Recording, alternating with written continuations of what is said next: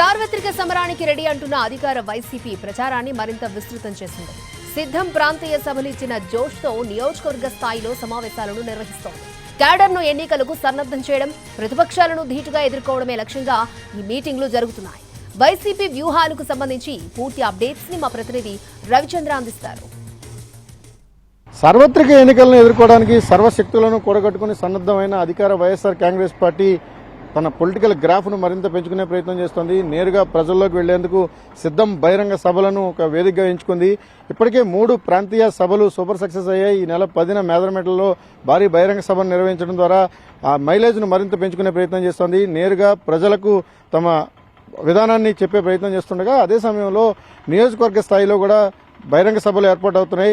ప్రతి నియోజకవర్గంలోనూ స్థానిక సమస్యలు, స్థానికంగా పార్టీకి సంబంధించిన ఇష్యూస్ను చర్చించడంతో పాటుగా గడిచిన 5 ఏళ్ల కాలంలో అధికార పార్టీ ప్రజలకు చేసిన మేలు, అభివృద్ధి, సంక్షేమానికి సంబంధించిన అంశాలను ప్రస్తావిస్తూ ఆ పార్టీ నాయకత్వం కీలకమైన సభలు నిర్వహిస్తోంది. ఈ సభల ద్వారా ద్వితీయ శ్రేణిని ఎన్నికలకు సన్నద్ధం చేయడంతో పాటుగా వారంతా నేరుగా ప్రజలతో కలవడం, వచ్చే ఏదైతే నెలన్నర కాలం అత్యంత కీలకంగా ఉంటుంది. కాబట్టి ఈ సమయంలో ప్రతి ఓటర్ను కనెక్ట్ అయ్యే విధంగా పార్టీ శ్రేణులను సన్నద్ధం చేస్తోంది.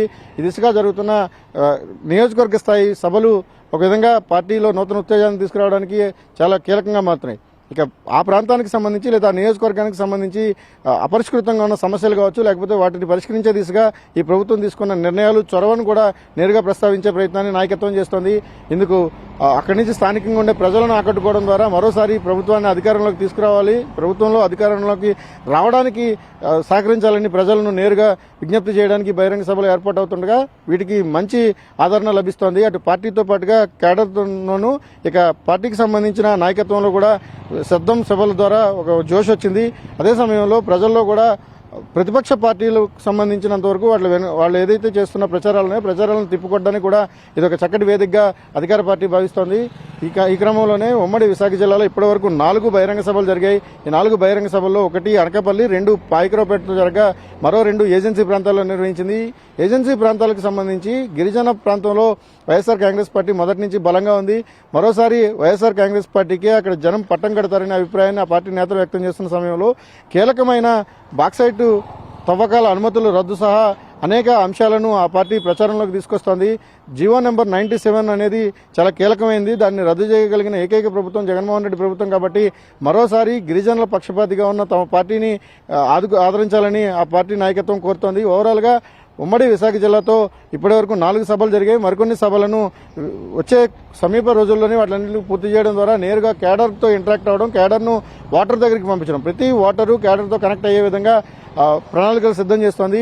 ఈ దిశగా ప్రతిపక్ష పార్టీలు ఎన్నికల ప్రచారంలోకి వచ్చే కన్నా ముందే ఒక దశ ఎన్నికల ప్రచారాన్ని పూర్తి చేయాలనేది అధికార పార్టీ ఆలోచనగా కనిపిస్తోంది. ఇప్పటికే గడప గడపకు కార్యక్రమం ద్వారా నియోజకవర్గ సమన్వయకర్తలు కావచ్చు, ఎమ్మెల్యే అభ్యర్థులు కావచ్చు, వారంతా కూడా ఇప్పటికే ప్రతి ఇంటిని టచ్ చేసి వచ్చారు. మరోసారి ఈ సిద్ధం సభల ద్వారా కేడర్ను నేరుగా ప్రజల దగ్గరికి పంపించడం, గడిచిన 5 ఏళ్ల కాలంలో జరిగిన మేలును వివరించే ప్రయత్నాన్ని నాయకత్వం చేస్తోంది. తద్వారా ఊహించిన దానికన్నా ఎక్కువ మైలేజ్ వస్తుంది. సిద్ధం సభల తర్వాత గ్రాఫ్కు మరింతగా పెరిగిందనే అంచనాలున్నాయి.